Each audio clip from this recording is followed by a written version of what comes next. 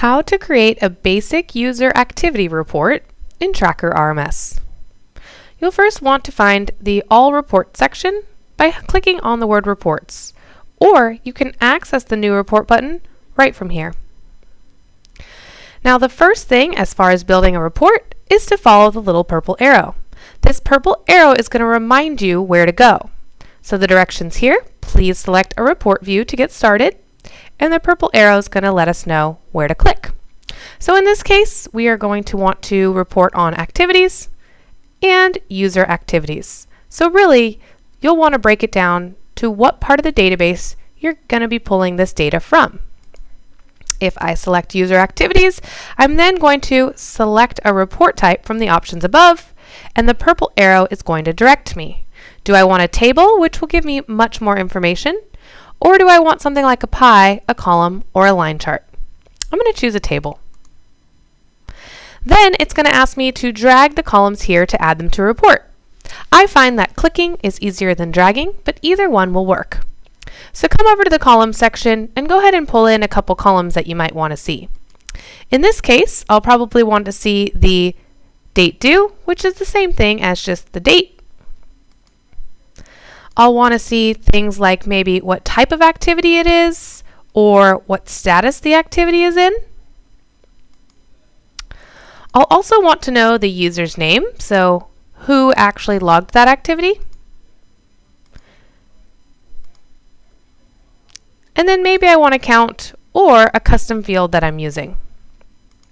From here, I'm going to rearrange the columns to make sure they look like what I want. So maybe I want to have it organized by name and then date and then type and then status. All right. Now I can hit preview now, but we always recommend setting report filters. In fact, if you do hit the preview, it's going to ask you if you'd like to set report filters. The reason for that is because we don't want to pull every single activity in the database. We'd like to see only a particular date range. So in this case, you can go ahead and set a filter. We always want to set one, at least one. So in this case, I'm going to go ahead and choose date due, and then maybe I want to see something like this month. So now I can see all the activities that were this month, and then when I'm ready, after I've set at least one filter, I'm going to go ahead and hit preview. All right, looks like there's a ton of activities here, and maybe email is not what I want to see. I don't want to see Courtney, and I don't want to see emails. That's when you'll go in here and you'll start adding more filters. So I'm going to choose the Add New Filter button, and maybe I want activity type is not equal to email. Go ahead and preview again. Okay, great. Now again, I can add a filter and remove people. Maybe I want to see a new filter. And I only want to see certain users on this report. Well, then I'll go to the user section and I'll want to say, instead of equal to, which is a one person, I'm going to go ahead and choose in, which is basically our version of a multi-selection. From the multi-selection, I'm going to go ahead and choose a couple of different people, like Andy and Greg. All right, so I went ahead and previewed that.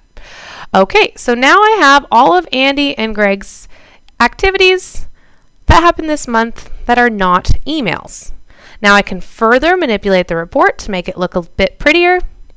Maybe I wanted to then go ahead and sort by first name, so I can go ahead and make the column for this particular one, and hit OK.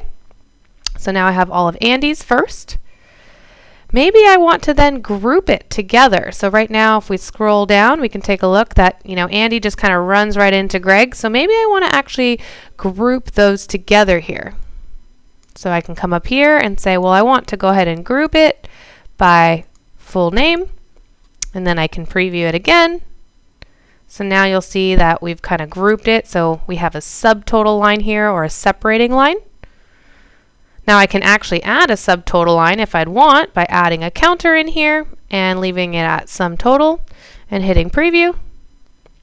And then it kind of breaks it down even further, because now you can see on March 7th, I made 15 phone calls and I don't have to have a different line for each one. I I can obviously filter it down more by status or by activity type as well. Once I'm done, I'm going to go ahead and hit save so that I can save this for later use. I'm going to go ahead and call it my recruiters activities. And I'm going to go ahead and say it's set for this month. I can add it to a particular group. The owner will default to yourself.